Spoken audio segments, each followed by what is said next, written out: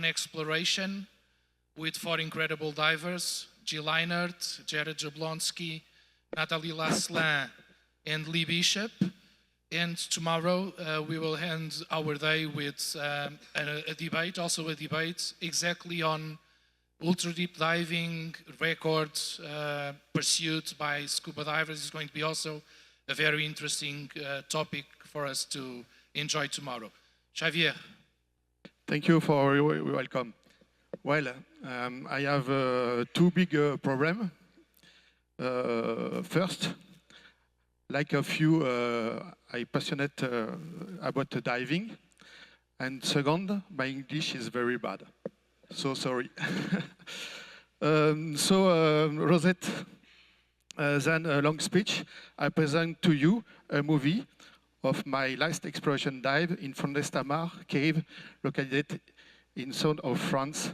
A historic dive at 312 meter depth, carried out in January at this year. My last world record for deep cave diving after one achieved 4 weeks ago to 286 meter depth. Thank you for your attention. Good movie. You can start the movie, please.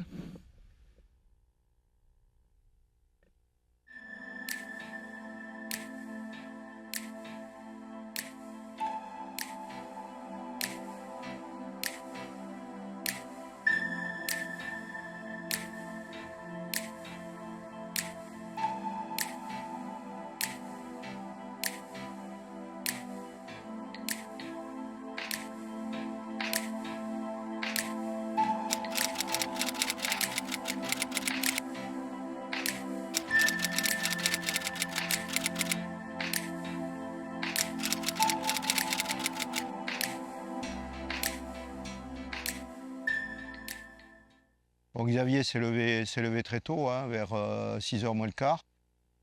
Tout le matériel était prêt et chargé dans la voiture. Et donc on est parti à la nuit. Et arrivé donc encore la nuit, puisque c'était au mois de janvier, au bord de la vasque, avec un équipement qui s'effectue donc sous lumière artificielle, avec les lampes frontales. Mais Xavier, tout son matériel est prêt. Déjà vérifié, il avait vérifié tout ce qui était relatif au recycleur avant de partir. Et donc, en l'espace de 3 quarts d'heure, il s'équipe et il se met à l'eau pour sa plongée.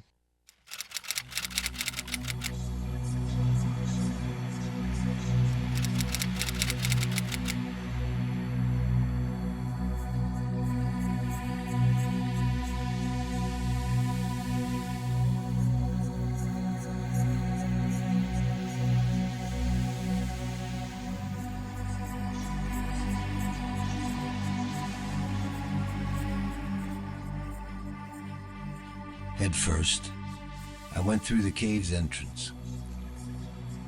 Being warmly dressed under my dry suit, I avoid any physical effort so as not to sweat. In a few minutes, I know that the helium mix that I'm going to be breathing will cool my body down. I pass through the narrow passages of the North Gallery without forcing myself, then to increase my speed in the large gallery ahead.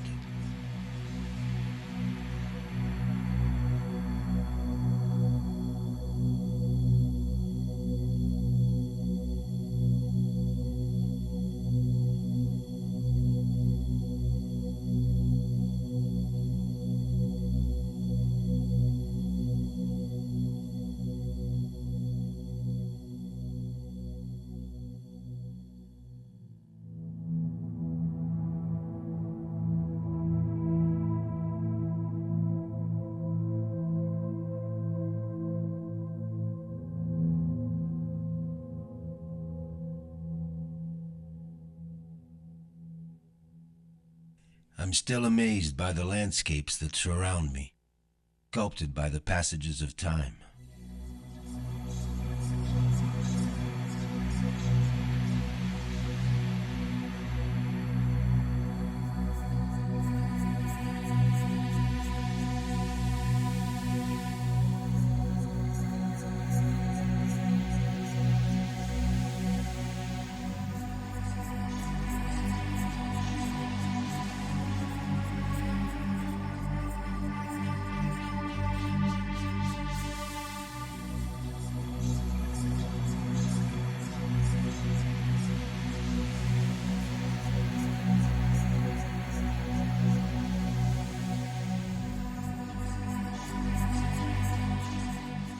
With the lack of rain in the south of France, the water is crystal clear as ever.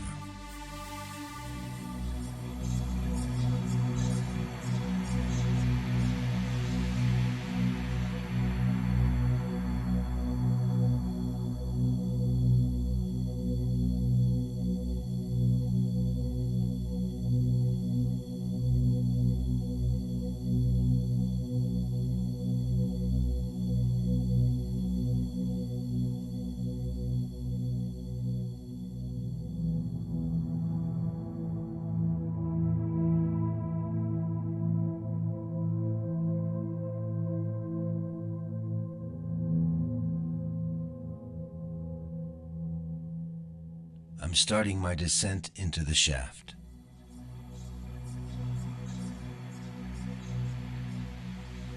I slow down to avoid excessive helium pressure increase and to prevent myself from the effects of the very dreaded HPNS.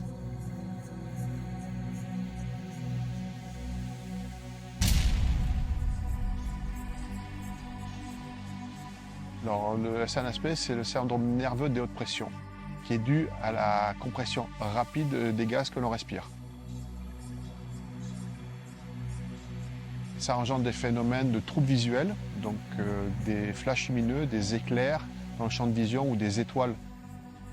Et ensuite, une atteinte neurologique au niveau de la gestuelle des membres supérieurs et inférieurs.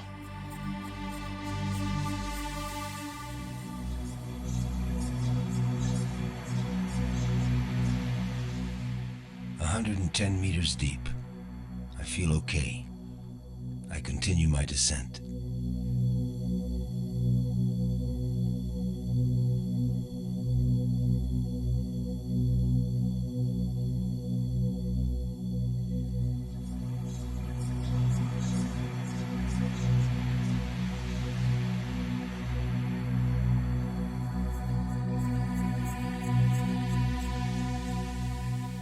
I have a thought for all the explorers who have built the legend of this cave.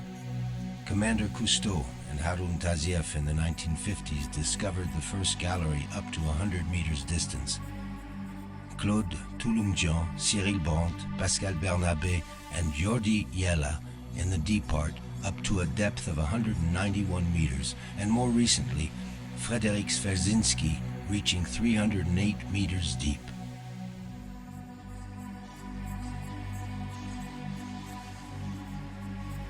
And I don't forget my own explorations here. Since 2013 at 248 meters deep, then at 262 meters, and then reaching 286 meters deep in 2019.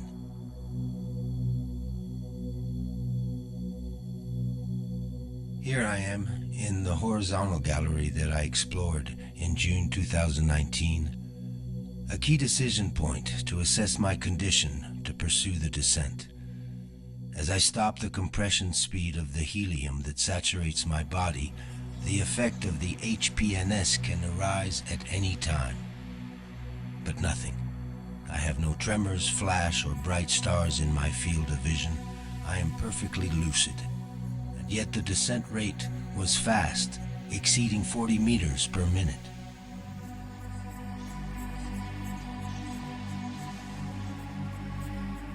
At 260 meters, I choose to continue with a single DPV and stage the second one for backup.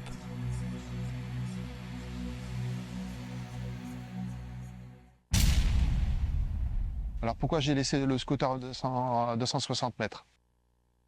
J'ai eu une mauvaise expérience en 2013 à la source de Saint-Sauveur, où j'ai implosé mon scooter de sécurité qui était accroché derrière moi, qui n'a pas supporté la pression à laquelle avait subi le corps du scooter. Ça m'a entaillé la combinaison, me faisant une ouverture de à peu près de 5 cm au niveau du mollet. Et là, j'ai fait toute la plongée remplie d'eau et j'ai eu très très froid à ce moment-là. Comme on arrivait à des profondeurs qui étaient au-delà de la pression test des propulseurs, j'ai décidé de le laisser à 260 et de descendre sur un seul et unique scooter jusqu'à 312 mètres de profondeur. Donc la distance à faire, elle était pas énorme. Donc si j'avais un problème de scooter, je pouvais le laisser au fond et remonter à la palme jusqu'à mon scooter de sécurité que j'avais déposé à 260. Now, I arrive at 286 meters, my previous deepest exploration point reached in 2019. A new exploration awaits. The excitement wins me over. The 300 meters mark is close. 298, 299, 300 meters. It's done. The lifelong goal of a diver is finally achieved. But I don't take advantage of it. I'm listening to my body and my gear that exceeds the limits tested to date. Then I see boulders at the end of this sandy gallery. My explorer DNA pushes me to go see what's next. Once on it, I stop my speed. My navigation console shows minus 312 meters. It's a new record. I begin to turn and ascend at high speed as recommended by Professor Gaudet from COMEX in order to get out of the bottom as soon as possible and to avoid continuing to saturate. My computers show 520 minutes of decompression. At the top of this shaft, the lights left on my backup DPV indicate the exit. I recouple the two DPVs as a twin unit and start my long ascent at 6 meters per minute. We are far from my 40 meters per minute descent rate.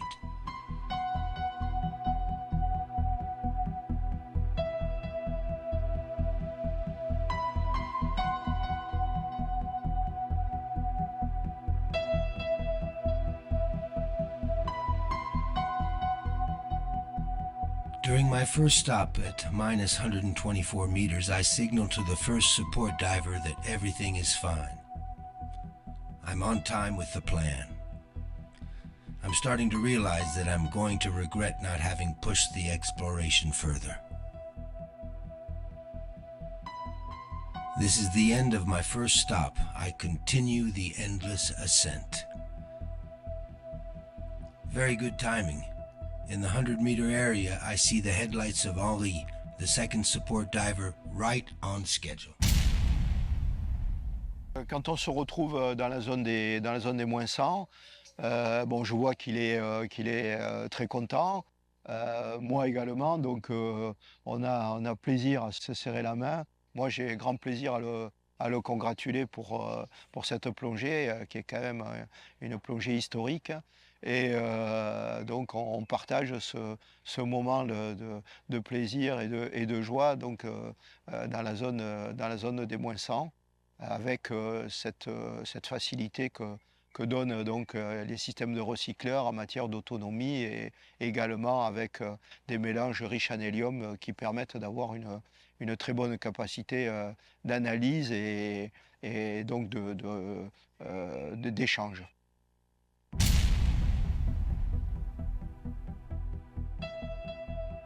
At 70 meters, I reach the third support diver who will spend some time with me. As everything is going well, he leaves, and I find myself alone now. Arriving at 60 meters, everything switches. Everything starts to spin around me.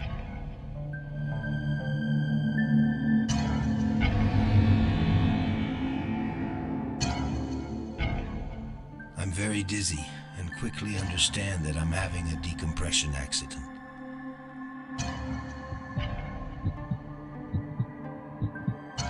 My eyes go in all directions. I'm living a real nightmare.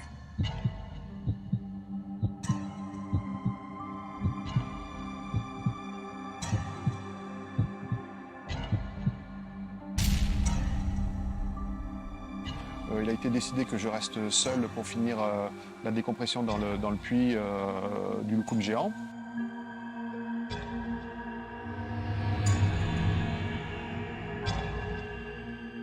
Et c'est en arrivant à moins 61 mètres de profondeur que les soucis sont arrivés. Pendant la plongée, on a subi un dégazage. Le gaz qui a saturé notre organisme est évacué par notre respiration. Et ces gaz qui ont saturé notre organisme ne sont pas suffisamment évacués par notre organisme. Des bulles peuvent se coincer dans notre corps. Et là, il y a une bulle qui s'est coincée dans l'oreille interne. On appelle ça un accident vestibulaire, un accident de décompression de type vestibulaire, et qui engendre des troubles visuels, des vertiges, de la désorientation, jusqu'à des nausées et des vomissements. Et effectivement, il m'est tout arrivé pendant cette phase-là, qui a duré un peu plus d'1 heure, 1h15. Et donc, dans un premier temps, donc, les vertiges, des problèmes de désorientation, que j'essayais de gérer en m'accrochant à un moindre béquet rocheux, un moindre morceau de galerie horizontale. J'étais dans une zone entre moins 61 et moins 75 mètres de profondeur où je pouvais accrocher. Et donc, j'ai décidé à ce moment-là de redescendre pour comprimer la bulle et l'évacuer de mon organisme, parce que c'était la seule solution à faire. Toutes les autres plongées qui avaient été réalisées par d'autres plongeurs très expérimentés dans cette zone de profondeur ou à des zones moins profondes, mais sur de très longues distances, ont tous rencontré, lors de leur accident vestibulaire, une continuité dans leurs symptômes et ont continué la plongée en ayant continuellement jusqu'à la sortie de l'eau, jusqu'à la fin de leur décompression, des nausées, des vomissements, des troubles visuels, des vertiges et une perte d'orientation.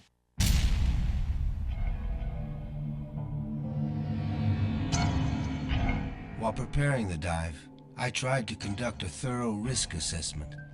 And apart from this incident, I had never encountered such a problem during my 37 years of diving. While facing this DCS, the stories of the divers that have suffered from inner ear DCS came back in my mind. Thanks to those shared experiences, I had a clear understanding of what I was going to deal with and how bad it was going to get. Staying conscious was my only chance to survive.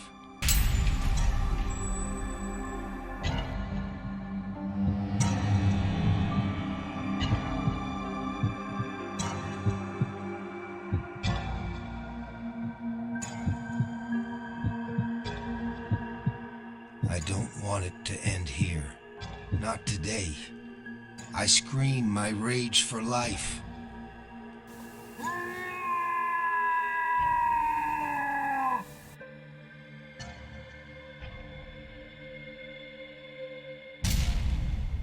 On est parti pour le rejoindre environ 2 heures après la première rencontre. On devait le rejoindre dans la zone des 30 mètres. Et là, à notre arrivée, eh bien, pas de Xavier. Donc là, on est très inquiet parce que normalement, il est toujours véritablement à l'heure par rapport à son déroulé de plongée. Et donc, on se posait vraiment la question. On a commencé à le chercher un peu, savoir s'il n'était pas dans la partie du boulevard, dans la partie un peu plus large. Et on a donc progressé vers des zones plus profondes. Donc moi, je ne me sentais pas capable de continuer à faire toute la décompression avec ces troubles-là. Donc j'ai décidé de me recomprimer en descendant d'une quinzaine de mètres pour recomprimer la bulle et l'évacuer. Il a fallu aller chercher tout au fond de moi-même pour rester conscient, pour gérer cet accident au mieux. Et toute ma vie quasiment est passée devant mes yeux. J'ai pensé à mes proches, j'ai pensé à ma famille, j'ai pensé à qu'est-ce que je foutais là réellement. Le jeu en vaut-il vraiment la chandelle pour simplement continuer cette exploration que j'ai réalisée, que j'ai commencé à réaliser depuis presque 10 ans, plus de 10 ans même d'ailleurs. Donc est-ce que le jeu valait la chandelle? Est-ce que ma mort valait le coup de rester là? After 40 minutes of fighting for my life, I decided for the third time to descend 10 meters more. The lifeline was my best ally to avoid disorientation and loss of balance.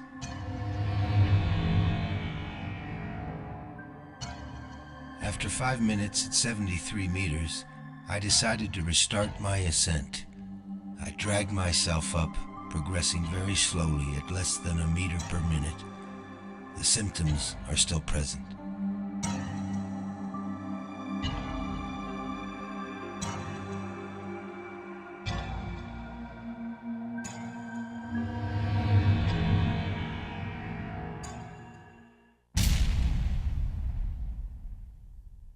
Et donc j'ai fait appel à toute mon expérience, à toute la connaissance que j'avais de la plongée.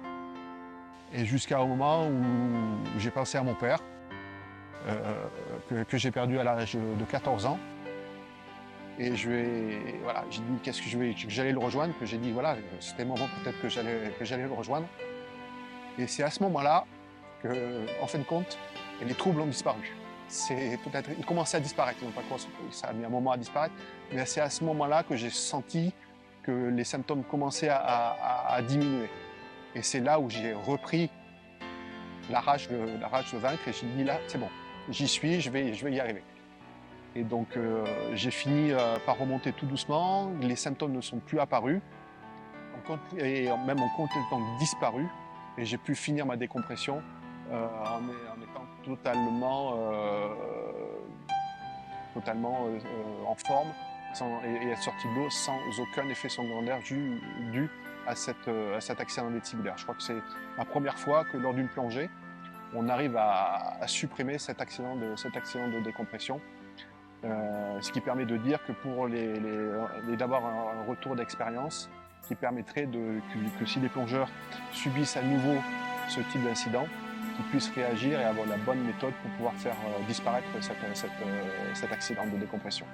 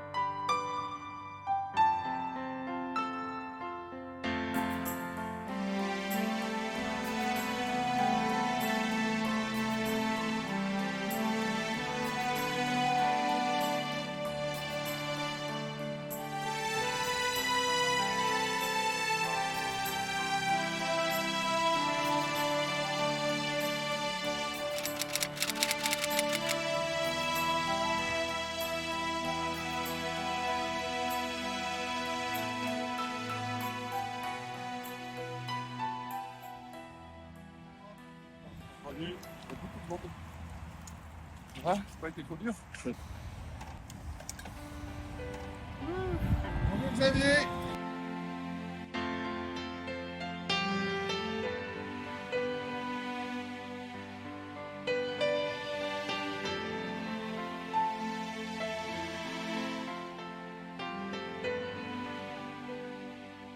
Thank you.